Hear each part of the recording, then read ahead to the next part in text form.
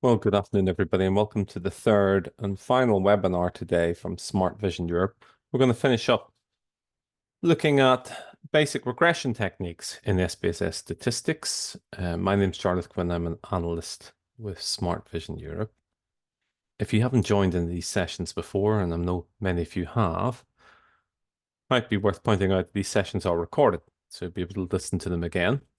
And there is a bit of slideware at the start. There's a lot of demonstration, a live demonstration of working with the software, but a little bit of slideware to help put a bit of context around things, and we will email a link out to you so you can download the materials after the session is ended. If you think the session is particularly useful for colleagues who are unable to attend today and you get enough of them together, it may be possible for us to rerun the session. The best thing to do is just to ask us, drop us an email or something like that. With regard to asking questions, all the lines are muted, so we ask you to use the chat panel. And if we run out of time, and we do try to cram everything in here, we will follow up with you offline afterwards. By the way, you can also drop us an email if a question occurs to you afterwards. We're happy to answer those. I'll try and remember to check the chat panel before the session ends and address those questions. If you don't know who Smart Vision are, we are a technology organization. We're a gold accredited partner to IBM, as well as a company called Predictive Solutions and Data Robot. And we specialize in statistics, advanced analytics, machine learning, data science, all that type of stuff. Especially focused around the SPSS product line, the brand name of SPSS, which is of course owned by IBM now. And we provide that software and support and services around that. Though we do work with open source technologies like R and Python. And we are a relatively small organization made up of a veteran group of people who've been working in the advanced and predictive analytics industry, particularly the software industry, for decades. I think I first started working for SPSS in 1995, and I'd been already using the software for about 5 years prior to that. So we're pretty steeped in it. And that means that we've applied this type of technology and certainly these types of techniques that we're going to be talking about today across many different sectors, commercial and not-for-profit, for many years. And certainly what we're talking about today pretty much plays in every single sector I could think of. There's probably an application in whether it be healthcare or retail or central government or media or manufacturing for regression and for regression techniques. So our agenda today is to provide an overview of regression techniques and linear relationships, how to show you how to perform simple linear regression, take you into multiple linear regression that allows you to make predictions, and finish up looking at a completely different type of regressive approach, which is logistic regression. So it is a kind of a gentle introduction to regression. There's a lot more to it than this. I need to add to that. There's a lot of stuff we're not going to be talking about diagnostics and assumptions of regression and stuff like that. But certainly it'll give you enough to get you started and give you a sense of how to make sense of regression, if you like, and certainly how to interpret the output that SPSS produces. So the first thing is the term regression. So regression is actually, people say I used regression. They could be, they're normally, when they say that, they normally mean linear regression. That's kind of the grandfather of predictive modeling techniques. It's certainly the standard form of regression. But regression itself refers to a family of approaches, a whole family of approaches, of which we've only mentioned a few here.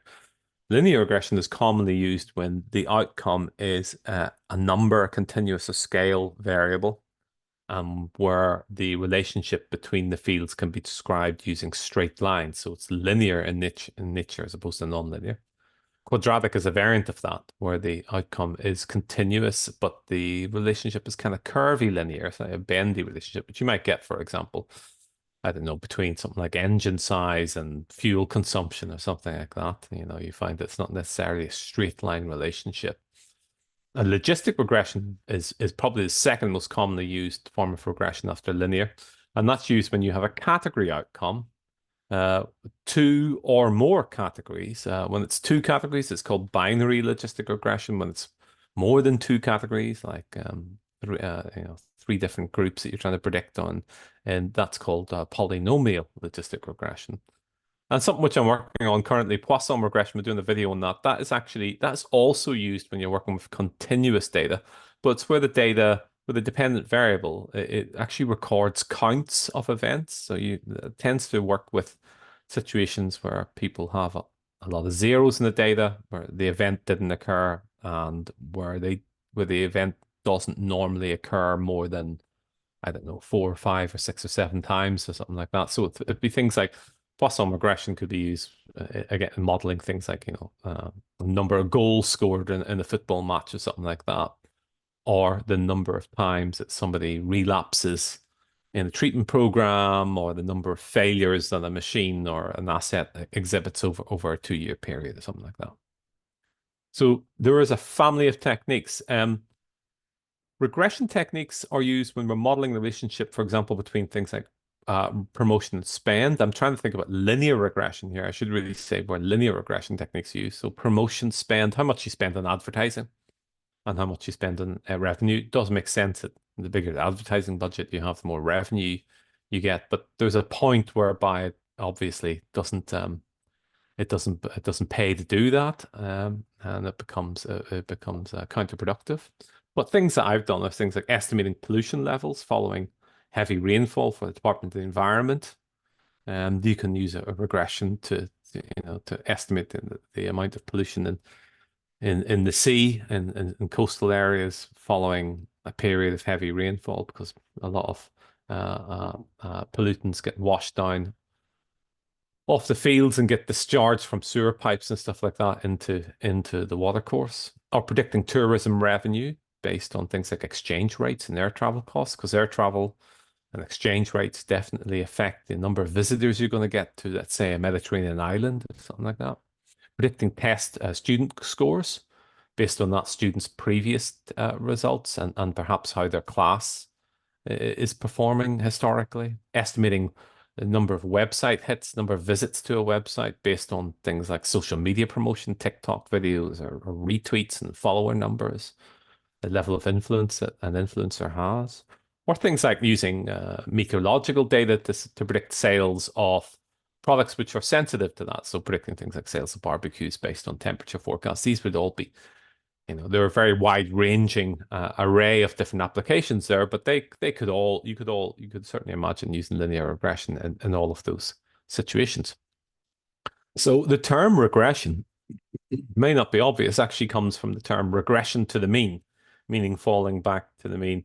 It refers, I think it was Francis Galton who originally came up with this, who's a historical statistician, one of the fathers of statistics, who was trying to predict things like the heights of children based on their parents' heights, and noticed that you couldn't perfectly predict the height of, let's say, a person when they come to adulthood based on the height of their mother and the height of their father. Um, the two were related, obviously, but they didn't perfectly predict it. And he noticed that there was almost a tendency for people's heights to kind of fall back towards an average, if you like, so the average value. And he called that regressing to a mediocre value, meaning regressing, falling back towards the mean.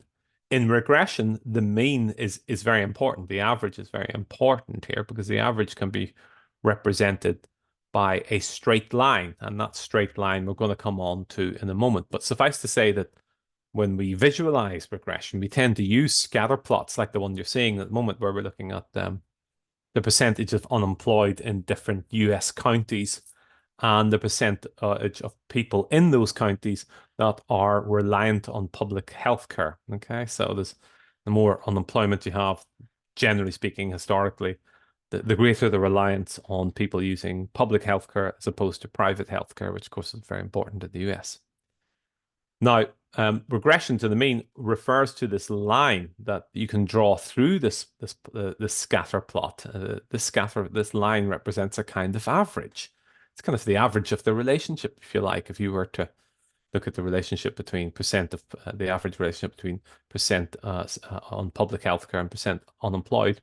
And the line, if you were to draw it manually, which you wouldn't do because you can calculate it, but the line is drawn in such a way that it minimizes the difference between the average, the line itself, and the points itself. And that's why it's called the line of least squares. So you'll often hear classic linear regression referred to as OLS, meaning ordinary least squares regression, because the purpose of the line, when the line itself is kind of the model, is to try to minimize the square of the differences between the values. Why the square? Simply because some of the differences are going to be minuses because they're going to be below the average and some are going to be above the average.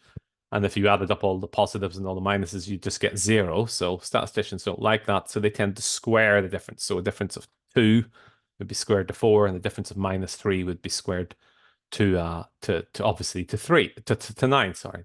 And if you total up all those numbers, the smaller that number is, the argument being the better the line fits, or the better the points actually fit along the line. So it's the line of least squares. Now the thing you have to bear in mind is this line is just a kind of average. So you can get exactly the same line even when the data looks completely different, So you can see here in this first example, this is from a famous set of drawings called Anscombe's quartet. This first example shows a relationship between variable x and variable y, and it looks like a kind of classic scatter plot, looks fairly reasonable drawing of a line. The second one is a curvy linear relationship. The line doesn't follow curvy linear relationships, so it doesn't really fit what's happening. It just comes out as a sort of brutal diagonal line. This one down here, this the one down in the bottom left, actually shows that the line can be affected by extreme points. If that point didn't exist, that average line wouldn't look like that. It wouldn't be as steep as that. It would be a little bit shallower. So extreme points can drag the line up because the line isn't average, in exactly the same way that if you're measuring the heights of people and somebody walked into a room who was 9 feet tall or something like that, the average height would go up. And this is true even when you only have 2 points, data points. Here we have a data point. We've got a bunch of data points where they're all equal to the value 8 in the bottom right-hand corner. And we've got one data point here where it's equal to the value 20 or 19 or something like that. It still can draw a line between that. So the point is I guess it's a good idea to visualize your data beforehand and get an idea of how the variables and how the fields are related to each other in linear regression using things like scatter plots, and we'll certainly be doing that. Now, if we were to measure these relationships in scatter plots, that we're saying these relationships between these scale variables, these continuous variables, we normally use something called a correlation value. And in fact, we have a webinar devoted entirely to correlation and understanding how correlation values are estimated and how they're predicted and sorry, how they're calculated and how they can be used in different ways, and how there are different types of correlation for rating scales as there is for individual values. But Pearson correlation values are kind of the classic way to represent the strength of a linear relationship in a scatter plot. So here we have 3 scatter plots, and each of the points within the scatter plots refers to automobiles, refers to cars. And we've recorded their vehicle weight here, and we've recorded the horsepower, and we're getting a correlation value here of 0.859. Well, what does that mean?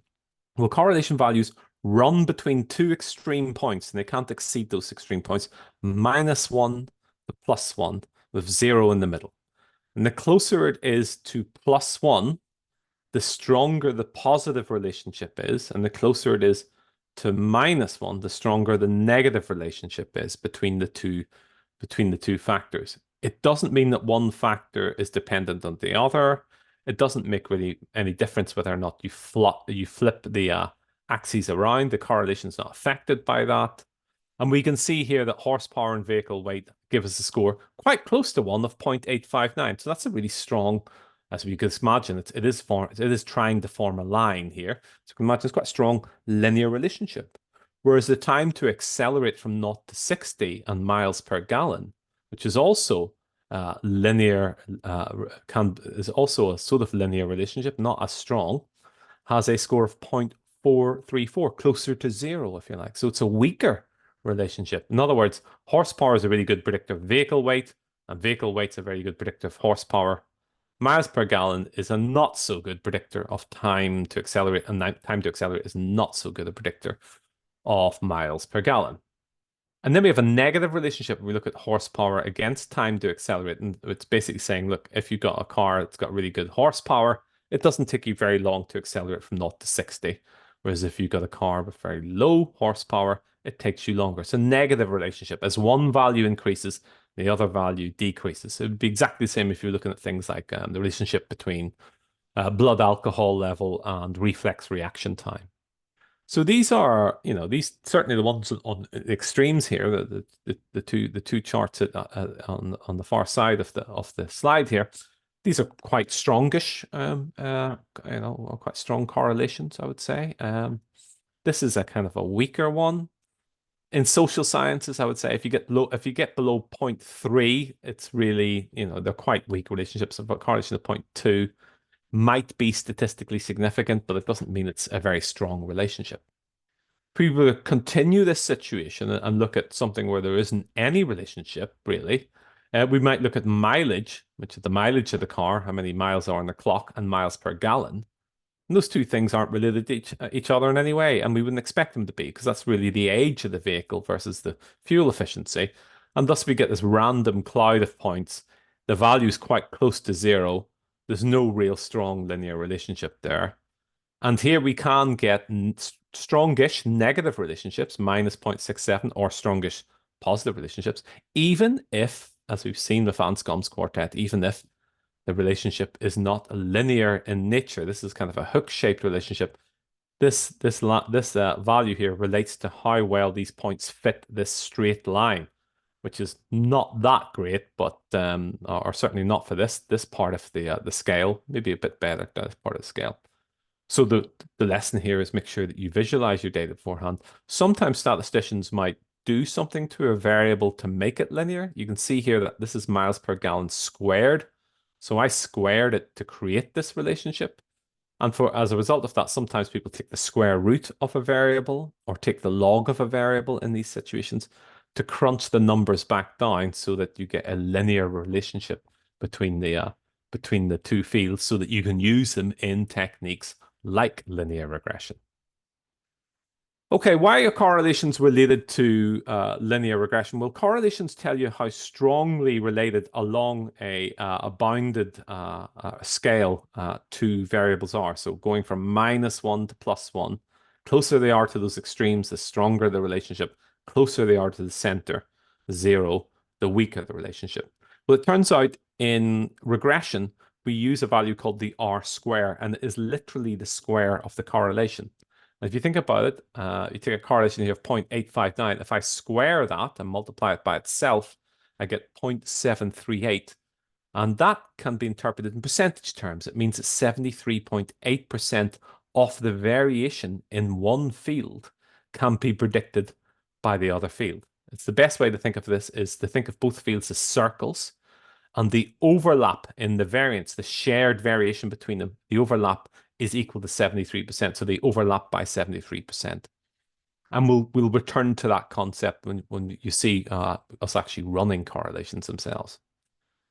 Which leads us to correlations as linear relationships as predictive models. How do we get there? Well, perhaps the easiest way to think of that is to think about that straight line that represents the average of the relationships between the two factors.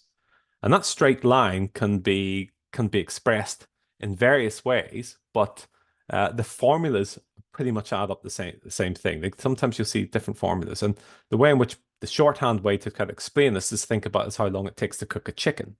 And the reason why we use this as an example is because if you go into a cookery book, for example, Julia Child's cookery book or Delia Smith's cookery book, they'll often give you a little formula that tells you how long it takes to cook a chicken. Julia Child's uses 7 minutes per pound plus 45 minutes. And Delia uses 20 minutes per pound plus 20 minutes. So they're very different formula. They might be set at different temperatures for the oven. So these formulas are used against standard conditions that the chicken hasn't been taken straight from the fridge. It's been sitting for a while.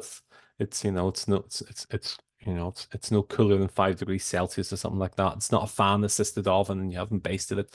Under standard conditions, this is how long it should take to cook a chicken. But the point is that these formulae can be expressed mathematically.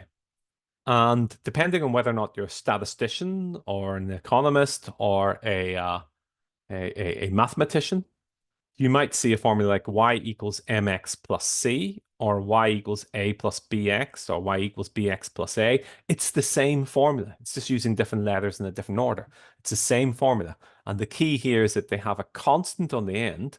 That's the plus 45 minutes or the plus 20 minutes. So that's the a here or the c here. And it's saying that, no matter how much the chicken weighs, you got to cook it for at least 45 minutes. Or in Julia Child's world and in Delia's world, no matter how much the chicken weighs, you got to cook it for 20 minutes. So if you've got a 5 pound chicken, it's 5 times 20, it's 100 minutes plus 20 minutes. It's going to be about 2 hours or something like that to cook the chicken. And it's a prediction, isn't it? It's literally a predictive formula. Well, this is a regression formula. This is a linear regression formula that just happens to be the formula for a straight line, which we were taught in school, I'm sure, for most of us many years ago. And that is the basis of linear regression. Linear regression gives us these elements. It gives us these two crucial numbers, the 7 minutes per, the minutes per pound, plus the constant. And those are the two key elements. We're going to see those elements when we run our own linear regression. So when we do a linear regression, when we do a scatter plot in SPSS and we ask it to put a fit line through it, it tends to give you this formula at the same time. Here you can see the constant, that's 10.13, and the coefficient, which is the per, 1.16 per x. What's x? Percent employed. So if you wanted to predict percent reliant on healthcare and you had 10% employed, it would be 10%, 10.13% plus 10% multiplied by 1.16. So it would be, 11.6%. So it would come to, but something like 22% or something like that. That would be your prediction. So it's going to give you this formula, and then we're going to see this when we actually look at linear regression within the SPSS statistics. So let's do that. Let's jump out and have a look at a data set here. Here's our data set. This is a data set I've been using all day. This is the employee data set, and we've got some nice data to work with here because it's very easy to understand. Each row represents a different employee within a bank, and we have information about their current salary and information about their starting salary. These two columns here, beginning salary and current salary. If we wanted to establish the correlation, the Pearson's correlation value between these two, we would simply go to Analyze and down to Correlate, Bivariate, and we do a correlation of current salary against beginning salary. And I would normally say, show me only the lower triangle of the matrix and don't show me the diagonal values. It just means to get an easier to interpret piece of output. I think most people prefer this way of showing it. And here it tells me that the Pearson correlation value is quite strong, 0.880. So it's quite close to 1. It's 88%. It's quite close to 1. It is statistically significant, as we would expect. The significance test here is actually testing the null hypothesis that the correlation is in fact 0. Well, it's unlikely of 474 cases and a correlation of 0.88 that's just a random fluke, and that in reality in the population of bank workers out there that there's no relationship between beginning salary and current salary. The correlation is 0. So of course it's statistically significant. And if we were to square that, we'd get about 77%. It would mean that if a current salary has a 70% overlap in terms of its variation with beginning salary. In other words, we could estimate with a 77% accuracy on average some of these current salary if we knew the beginning salary and we had the regression formula to help us do that. Now, if you think about it, correlations are a good way for us to kind of a good way for us to quantify the relationships between variables. And we could if we took a correlation of 0.4 and we squared that, would be 16. It would be 0.16. That would be equivalent to 16%. 16% overlap. If it's a correlation of 0.5, you square that, it'll be 0.25, of course, 25%. 0.6, square that, 0.36, 36%. You basically got to get to a correlation of 0.7 where the two circles, the Venn diagram overlaps and half of one circle's in the other circle. So you're getting up to, because 0.7, of course, squared would be 0.49, or just under 50%. In this case, it comes out, if this was 0.9, it would be 81%. We'd get what we call an R square of 81%. But it's just below that, so it comes out about 77%. And we can see that because if we go to analyze and say, I want to actually try and find out what the formula is that predicts people's current salary based upon their beginning salary, we'd go to analyze, go down to regression. You can see that, we'll talk about this later, but there's a lot of different regressive techniques. I did say it's a family of techniques out there. Some of them are very, very esoteric. And the one that we would normally use is the linear model here, the linear regression. And our dependent variable is the thing that we're trying to predict, the thing that we're trying to model. So we're trying to predict people's current salary. And our independent variable, this is called a simple linear regression because we're just using one field against another field. It becomes multiple linear regression when we use more than one field against the target field. So you've got multiple independent fields or predictor fields. Sometimes it's called the target. Sometimes these are called the predictors or the inputs if you're working in the machine learning. But here they're called dependent and independent. It doesn't really mean that one is dependent on the other, but traditionally that's what the relationship is. And if I click OK at that point, it's going to produce some regression output for me. So here's I'm just going to hide the correlation. Here's my regression output. What's interesting is that certainly within statistical packages like S plus or Stata or SPSS or SAS, when you run a regression procedure, like a linear regression procedure, you do tend to get very similar output from one to the next. They tend to be organized in a particular way, and there's a kind of a convention around that. The first thing that we see here is it's just telling us that we've used a method called enter. That means forced entry. That means we're forcing the variable beginning salary in there, whether it helps or not. And then it gives us a model summary. And the first thing we see is an R value of 0.88. Where have we seen that before? We've seen it here. It's this number. It's the correlation. And the square of that, we square that, we get 0.775, 77.5%. And then there's another value here called the adjusted R square, because it's the square of R. It's a little bit below. This is the value which people normally quote when they're talking about how strong the linear regression was in terms of predicting the outcome, the accuracy of it. They'll say the R square was, the adjusted R square was 0.6, or it was 0.5, or it was 0.7 or 0.8, something like that. And adjusted is simply adjusted to take account of things like the variation in the data and the number of cases that you have. If you don't have a lot of cases and a lot of variation in the data, you may see that there's quite a big difference between the R square and the adjusted R square. So the adjusted R square just tries to take into consideration the amount of data that you have and the variance. It's based on this standard error. The standard error here is telling us how much the mean value is likely to vary from one sample to the next. It's like a standard deviation, but it's showing us how much it's likely to vary from one sample to the next.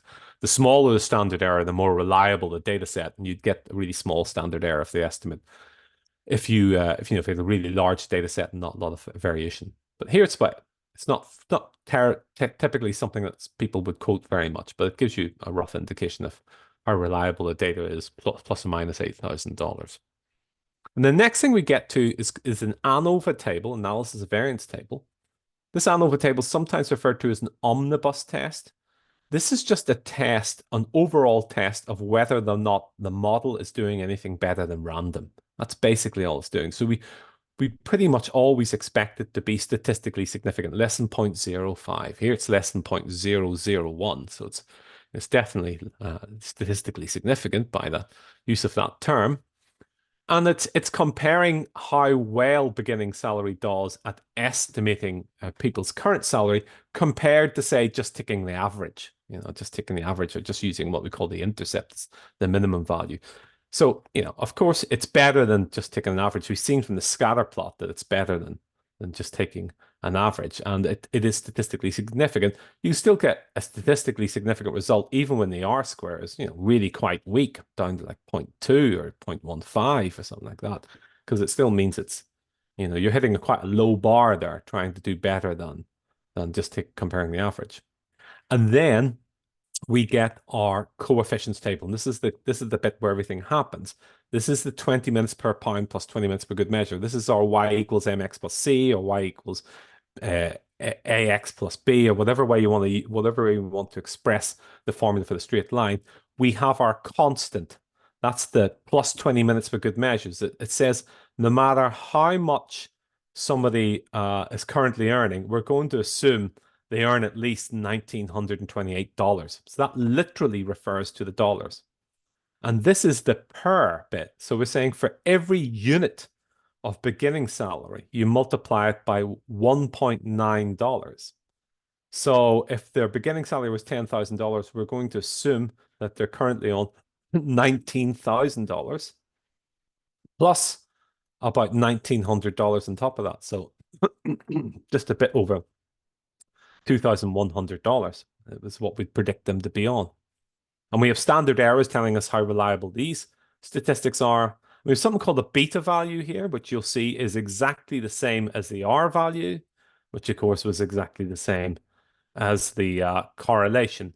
And that value will always be the same as the correlation when you're only using one variable to predict the outcome of another variable. In other words, when you're only doing a simple linear regression. Furthermore, it tells us whether or not these are called the terms in the equation, the a and the bx, or the plus c and the coefficient and the constant. It tells us whether or not they're actually statistically significant. We see the constant here is statistically significant, less than 0.05, and the beginning salary is also statistically significant. And that is our formula. We could take this formula. We could then apply it like in Excel or something like that. We don't have to do that in SPSS. It'll calculate it for you. But it would then estimate what people's current salary was. Now, what's interesting is what happens when we change things. So let's see if I change this and I say, okay, look, let's not use beginning salary to predict current salary. Let's use education level. Okay, let's use years education. What happens now? Well, it turns out it's a weaker model. We're using a simple linear regression. The correlation here is 0.66, which means your adjusted R square goes down to 43.5% or 0.435. It's not as strong. It's still, of course, statistically significant. You can see the beta value here is 0.66, and the formula is different. Now the constant is a minus number. It's saying, okay, for every year of education they get, they're going to get $3,909 in their current salary. And then you're going to take off just under $2,000 at the end of that. So sometimes the constant is actually a minus number, which means that the line crosses the negative part of the vertical axis, the negative part of the y-axis. But the coefficient here, the what's called the standardized coefficient here, beta, is equal to 0.661. It's the same as the R value, which means it's the same as the correlation between education level and people's current salary. So what happens if we put both of them in? If we put both of them in, would we get the same coefficients? Well, clearly not, because the constants changed. And what about these numbers over here? Would we get the same beta values as the correlations? Well, no, you won't get the same. We'll explain why. Let's put beginning salary back in. So now we've got two. Now we're doing multiple linear regression. It doesn't make any difference what order I put them in here, because I'm using the enter method and I'm forcing them in together, irrespective of whether or not they help. I click OK at this point. Now the R square has jumped to 0.792. Previously, the best we did was 0.774. So it's gone up a little bit, about 2%. And it's gone to 0.792, just under 80%. The standard error estimate's got a little bit less. Of course, it's still statistically significant. The R value here is 0.89. That's kind of the combined correlation, if you like, of the two variables against the target variable. And now we have a different formula. Now we have beginning salary is equal to 1.6. So for every dollar of beginning salary, you get $1.67 of your current salary. And for every year of education, you get $1,020. And then you take off your minus number at the end here. And what's happened over here is that these standardized coefficients have changed. And these are called partial correlations. And what they're trying to do is they're saying, I'm going to tell you what the correlation between beginning salary and current salary is in the presence when I already know somebody's education level. Assuming everybody's got the same education level, this is what the correlation is. Whereas education level is much weaker down here, it doesn't contribute as much. Previously, remember, it had a beta coefficient here of it had a value of 0.661. Now it's dropped to 0.172. Well, they're competing to predict the same thing. So it's a bit like me trying to predict how long it takes to cook the chicken and adding in the variable temperature. You know, time to cook the chicken, we're using weight and we're using temperature. But they've both got to reconcile with each other. And the reason why that's the case is because these two variables are not completely independent one another. They overlap with one another as well. And we can show that because if we do a bivariate correlation and we look at beginning salary against education level, we get a correlation of 0.633. So given the fact that they correlate with each other, and they're not truly independent of one another, they've got to, they've got to come to some sort of reconciliation when it comes to the predicting the outcome, and they're both not equally strongly related to the dependent variable. So the beta coefficient or the standardized coefficient here are slightly different. So these are really useful because it tells us what contribution each variable is making to the equation, to the model that we're trying to build. I should point out here that in this B and beta, this is just the same thing. This could say beta. I don't know why they use a different naming convention, but it's B and B really.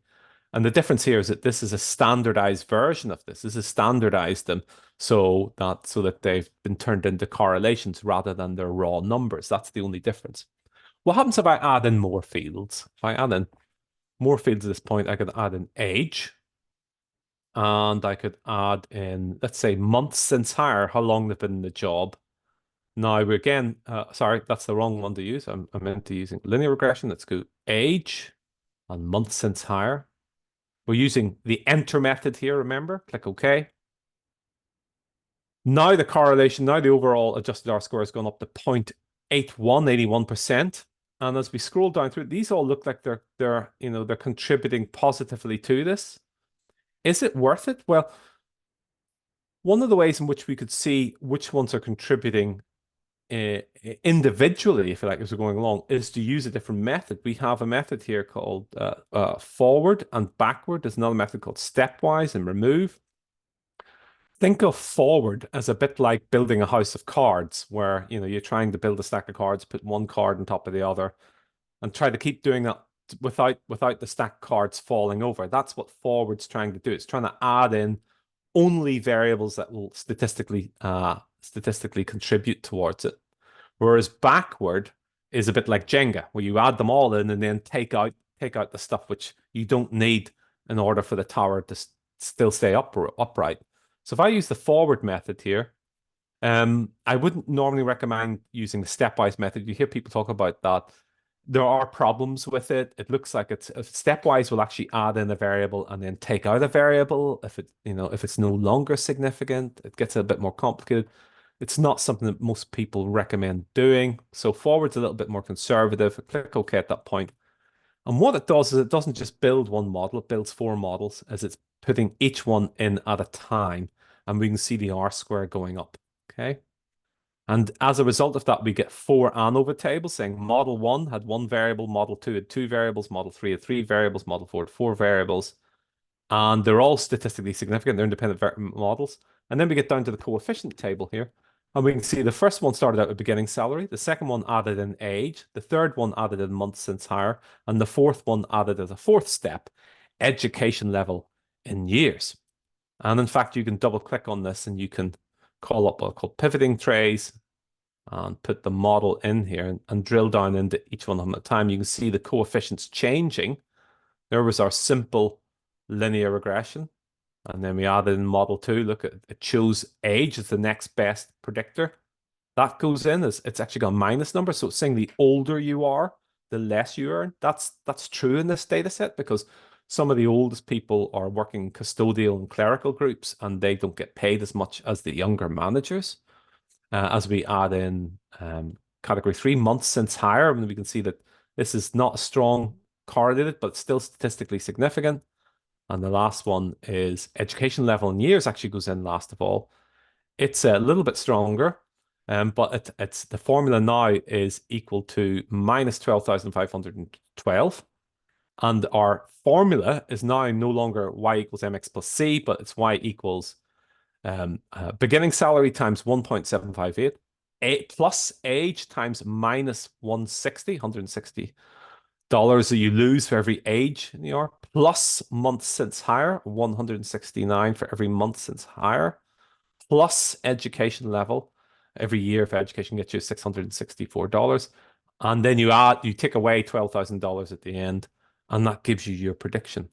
Now, at this point, things do start to get complicated. You'll see things like collinearity and things like that. What linear regression doesn't like is it doesn't like variables where there's a lot of strong correlations between them. It likes them to be really independent one another.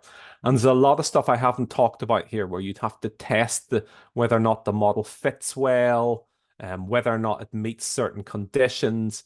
There's a lot of emphasis upon the difference between the prediction and the actual value. That's called the error or the residual. And I can get SPSS to save out what's called the unstandardized predicted values and the and the unstandardized residuals, the error. Click OK at that point. It runs it and it actually gives us our predictions here. Let me just change these. I'm going to change these so that the decimals are removed so it makes it a wee bit easier and to see them. And I'm also going to change the type so that they're dollars. So it's easier to see that. Dollars. So here are our predictions. It says I predict this guy to be on $55,000. I was $1,869 below, because you can see the actual salary here was 57,000. Here I'm predicting $42,000. The error ticking the actual value away from the predicted value is it's under by $2,000. So it's actually they earned $2,000 less in this prediction. And one of the things that statisticians will do, they'll spend a lot of time analyzing these residuals and seeing if they get larger as the values get larger. That can cause a problem with the model. Notice that if I go down to the bottom here, I have got an extra case at the bottom here. And this extra case, we don't know what somebody's salary is. Their current salary is missing, but we've got all the other values. We've got their age, their education, we've got their beginning salary, and it still produces a prediction for us. Obviously, it can't produce a residual because it doesn't know what the original or what the true value is. And the point here is that you can get it to produce these predictions for you, and you can add on extra rows of data, and it will simply predict through them. An alternative approach to saving your model out, if I go save here, I'm just going to switch off the residuals, is you can export the model as a file. I've got the file. I've already done it here before. You can export the whole model as a file and call it an XML file. It's called porting the model. Click continue at that point. I'm going to overwrite the old one. And then if I just go back to, I'm just going to delete these values here so it makes it nice and easy to understand. If I go back and then delete this field salary here completely, and imagine it's a brand new data set, I could go to utilities, go to scoring wizard and call up my regression webinar model that I just exported. It matches the fields. And I could say, okay, show me the predicted values. And it will score the data set with the predicted values again. And that's how we can save the model away and apply it to a new data set. Okay, listen, we've only got 15 minutes left. And we need to now, having established the basis of linear regression, move on to a completely different approach, which is logistic regression. And logistic regression is somewhat harder to get your head around, but it's a lot easier if you understand how linear regression works. So logistic regression does things that linear regression can't do. So logistic regression will help you predict things like whether or not somebody responds to a marketing campaign, or whether or not they're a good credit risk or a bad credit risk, or whether or not a subscriber is likely to renew a service, or the risk of a piece of equipment failing, or how likely it is a particular patient be readmitted to hospital, or whether a charity donor will switch from cash to direct debit. So these are category outcomes. And because these are not continuous numbers, linear regression doesn't work with them because it doesn't understand categories. So when the outcome consists of two categories, we use binary logistic. And when it consists of more than two categories, three or more categories, we use multinomial logistic. Logistic gets around the limitations of describing relationships with straight lines by using a special curve. Now, if you imagine here, I've got an iPhone 16 and I'm trying to sell a bunch of iPhone 16s. And I'm selling them at my standard price, which is, probably even more expensive than what Apple's selling them at. But I start to offer a discount until I get to 100% discount. Well, assuming I get 100% discount, all of them are going to get sold. So the probability of people buying them is going to be close to 100.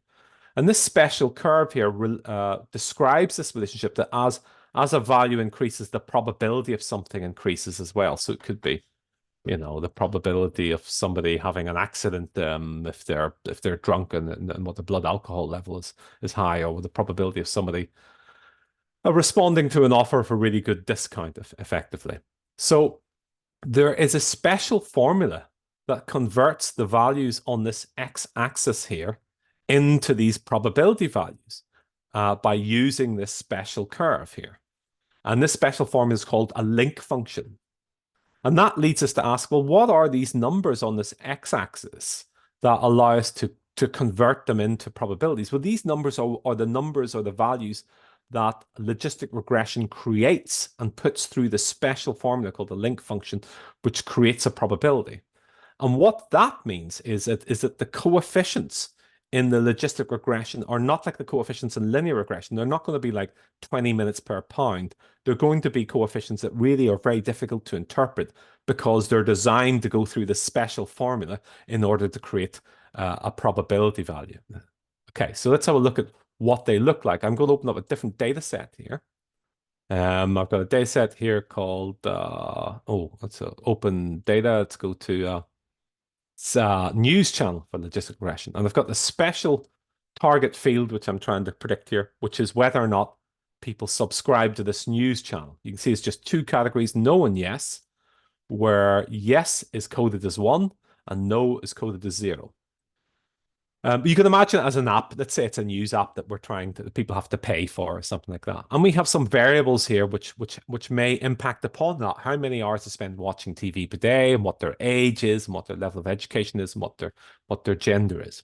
So if I want to run a logistic regression where I'm trying to predict this value out here, what it's going to do is it's going to give me a probability. And the probability is always going to be the probability of you being in the higher group, whatever the bigger group is. So even if these were coded as 1 and 2, it would internally change the coding to 0 and 1, and it would just pick, okay, whatever the higher value is, I'm going to assume you want to predict category 1 here, which means that, yes, they have the news channel. So the values we're going to get out of the coefficient table relate to the likelihood that these people are going to buy a news channel, subscribe to the news channel. So if I go to analyze this point and go down to regression, I'm now going to go to binary logistic. You can see the dialog box is kind of similar, except this time instead of independent and dependent, we have covariates, what it calls covariates. I'm going to pick up my dependent variable here, my target variable, accept news channel, yes or no. And you can see it here, no or yes. We're trying to predict the ones here. That's what it will predict by default. And I'm going to use age and years and just, again, using the enter method here, get it to produce some regression output for me. So this time, let me just hide some of this other stuff so so that we can see it more clearly. This time it starts off by saying, okay, here's your logistic regression output. Gives you some case summaries here saying you got one missing case out of 442 cases. And the internal coding I'm going to change, even though it already was coded to 1 and 0, says I'm just coding them as 1 and 0. That's what it does. So 1 represents yes and 0 represents no. And what it does is it starts off saying, look, if I just assume everybody is in the no group, because that's the larger group, then I would be 51% accurate overall. So that's just a convention it uses. It just says, okay, this is what your accuracy looks like without using the model, if you like, without using it. And then it gives us variables in the equation as we got before. Variables in the equation, except this time, the variable in the equation, the first one that shows is just a constant value, because this is a constant. And it's saying the constant isn't even statistically significant. And then it says, okay, variables that aren't in the equation at this point is age and years. It's the only one left.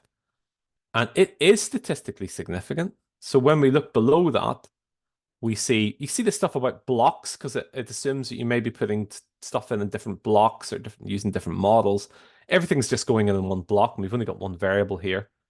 It doesn't give me an R-square value. It actually gives me what are called pseudo R-square values, and they're usually pretty weak, even when the model's quite good. But suffice to say, think of this as 14.3%. The larger that value is, the Nagelkirch R-square or the Cox-and-Snell R-square, the stronger the correlation with the predictive value is. This is what's called a -2 log likelihood. This is a number that relates to the error in the model, and it's meaningless. It doesn't really mean anything to you. You're never going to look at it and go, wow, that's a really large number or a really small number. But it helps you compare one model to the next, because if I were to use a different variable and I just want to see how accurate the model was compared to the previous model, whichever one had the smaller -2 log likelihood is the better fit of the model. And then it shows me what the classification table is, what it was, how accurate it would be using a 50% cutoff value, a probability of 0.5, where if you're above 0.5, you're more likely to be in the yes group, and if you're less than 0.5, you're more likely to be in the no group. It tells me that just using age, I'd be 74.9% accurate in predicting the no's, by 75%, and I'd be about 54% accurate in predicting the yeses. And then finally, it gives me this equation in the table here. It gives me this constant, where the B values do not mean that you get 0.5% probability increase in being in the news channel subscriber group for every year the older you are. Instead, these B values are refer to the log of the odds of being in that group. And that's a very difficult thing for people to get their heads around. But suffice to say, even thinking in terms of odds versus probability is quite tricky for a lot of people. Odds are not the same as probability. And thinking of the log of the odds is very difficult. And for that reason, we have what's called the exponentiated B value. You can see that these are both statistically significant. And these show that if they're positive numbers, it just means that the older you are, and both are positive numbers, the older you are, the more likely you are to be a subscriber to the news channel. It's saying for each year, you are 1.05 times slightly more likely to be a subscriber than not be a subscriber, because there's multiple ages and years. So that's really the only thing you can do when it comes to interpreting the coefficients, is really look at the exponentiated V values, look at the signs, and we'll see whether or not they're positive or negative, and look at the significance values. If I add in another variable at this stage, I can add in another variable. I'm going to add in gender. I'm actually going to use a category field this time. You can do this with binary category fields with linear regression as well. But if I go to categorical here and I say gender is a categorical field, you can see that it says, okay, I'm going to make everything with reference. The coefficient you're going to see is with reference to the first value. And the first value is male in here. If I click continue and OK, run that. Let's have a look. Let's go to the bottom. Now the accuracy's gone to 65%, 70% accurate on the no group, 59% accurate on the yes group. Now we have two values, and it's saying compared to the first gender group, you have a negative value. So who's compared to the first gender group? Females are compared to the first gender group. And it's saying that you are 0.47 times less likely to be a subscriber if you're female compared to male. These are known as odds ratios, which are used a lot in medicine. And age and years, very similar number to beforehand, 0.0578. So we could continue to do this and add in things like hours spent watching TV per day or something like that, or education level in years, and see if they make a difference. And again, we could use enter and forward and things like that. I'm just forcing them all in at this stage. And you can see that, yeah, that one of them's not significant at all. Hours spent watching TV per day is not statistically significant. Shouldn't be using that. Education level in years is, it's saying for each education level in years, you are 1.12 times more likely to be a subscriber than not be a subscriber. So these values here, if they're less than one, you're less likely to be a subscriber by that amount. And if they're more than one, then you're more likely to be the subscriber than that amount. Given that this only has two values, we get quite a big brutal change. But these are continuous variables, so it's a 1 unit change. So the exponentiated b values, the exponent b values are they're much more subtle for each unit. But if we were to see what this saved for us, what does this produce for us in terms of prediction? Well, like, you could ask for the probabilities and the group membership and click continue at that point and click OK. And it's saying, look, I think there's a 67% chance, that's a 0.67% chance that they're in the yes, that they are the yes group. And it's actually correct. I think there's a 21% chance they're in the yes group. So therefore I predict them to be no, and it's correct. And we can look down through it. Let's find one where it's got it wrong. Okay, it says, I think these guys, 81% chance they're in the yes group. So it predicts them to be yes, but it's wrong. It's a no. So when we look at the crosstab of one against the other, it's exactly what we saw earlier on when it was showing us the model fit statistics. It's just looking at the predicted group, which I'm going to put in columns against the actuals in the rows. And we could click on cells here and ask for row percentages and click continue and OK. And it says OK. Oh, sorry, wrong variable. Not gender, of course, but this variable.